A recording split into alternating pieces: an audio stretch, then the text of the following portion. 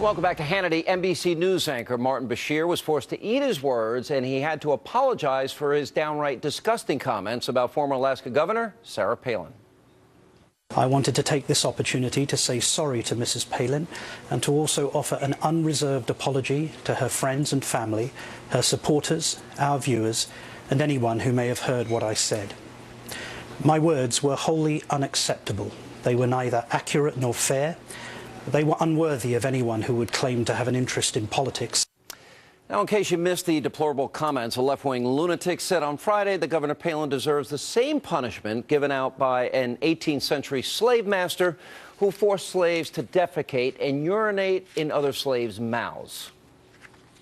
When Mrs. Palin invokes slavery, she doesn't just prove her rank ignorance. She confirms that if anyone truly qualified for a dose of discipline from Thomas Thistlewood, then she would be the outstanding candidate. Now, the comments are still shocking to me, but the response or lack thereof from NBC News is even more mind-boggling. Why wasn't he suspended or even fired, like, for example, his left-wing pals like Ed Schultz or Alec Baldwin? By the way, where's Tom Brokaw? Where's Brian Williams? Where's Matt Lauer and others?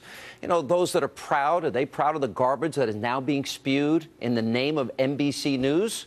Here with reaction, Fox Business Network, Stuart Varney, and the 5 co-host, Dana Perino. Good to see you guys. Yeah. What can you even say about that? Well, when I first heard about the comments, before I had seen them, I thought that he had said it in an off-the-cuff way. But instead, you've come to find out he has actually written it. It's been typed into the teleprompter. They have a graphic. And then he apologizes days later. Many people had to approve what he said. In other words, it's not like Bob Beckle. It wasn't an accident. He didn't say the F word on accident on live TV. He actually, that was a premeditated attack on Governor Palin, and it was only because of the pushback he was getting, perhaps from even inside his own building, that he had to make an apology. We don't know that nobody there in management has commented on it. No, in any halfway legitimate news operation, anybody who does anything like that is fired immediately. That is a stain on the entire NBC group. I think, though, it's a sign of desperation, isn't it? When you get as personal and as insulting and as disgusting as that, you've lost it. And you've lost it because your side is losing hands down. And you've got to lose this argument whenever you do something like that. But it goes deeper than that, because the rhetoric of the left has become vile, despicable, disgusting, hateful. There's a lot of race baiting on that network. If you disagree with the president, it's based on race. Now we have anti-gay, misogyny comments, you know, that are made, misogynistic comments. But you could just simply expose it. Sunlight is the best disinfectant. All right, well, that's what you've got to do. You expose it. But look at who they hired, Alec Baldwin. Well, let's run a little montage of him and why they ever hired him in the first place. Let's roll tape. What are you going to do? I hope you jump. Thank you. Did you hear what I said? Yeah. Answer me, yes or no? Yes. If you're here when my wife and my kid come out here, you've got a big problem. You know that, don't you? Okay. Maybe you are as dumb as you look. You are with Fox, right? You're a good guy. You're the one that almost hit my wife with the microphone in the face? Oh, you didn't? Yeah? Yeah? I honestly did not. You want to apologize to her on camera? I asked you a question. You want to apologize to her? I asked you a question. Okay, get the out of here. Nothing wrong. Get out of the middle, please. Out of the middle. I did nothing wrong, Alec. Alec, you think it's okay? Why are you exaggerating what happened? I want you to get back up, man. I got to get my car. Get back up. Back up. I'm leaving this message with you to tell you, you have insulted me for the last time.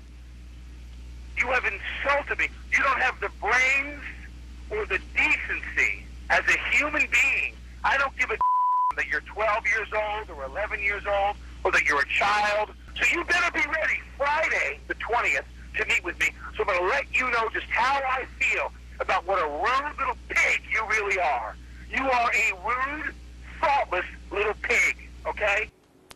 Why would they hire this guy? That is, why on earth would any news operation, anybody, hire somebody like that? What would happen that? if any of us said these things? I don't know. I'm not friends with anybody or work with anybody that would that has that kind of behavior. None. I think that the hire, I think, was a sign of desperation as well. There has been increasingly a blend between pop culture and politics, and you see more and more people from Hollywood trying to get into the game a little bit, and it's usually from the left. when he plays a character, he's, like on 30 Rock, that's hilarious. I love it. But he's not playing himself. He's actually proven himself to be a very unlikable, despicable person. Let me give you another example. There's another host. I mean, and I'm not even bringing up Chris Matthews or Reverend Sharpton, but this is Ed Schultz. Watch this. You damn right Dick Cheney's heart's a political football. We ought to rip it out and kick it around and stuff it back in him. I'm glad he didn't tip over. He is the new poster child for health care in this country. He is an enemy of the country, in my opinion. Dick Cheney is. He is an enemy of the country. Lord, take him to the promised land, will you? See, I don't even wish the guy goes to hell. I just want to get him the hell out of here. Do you know what they're talking about? Like this right-wing slut, what's her name, Laura Ingraham? Yeah, she's a talk slut. Jeez.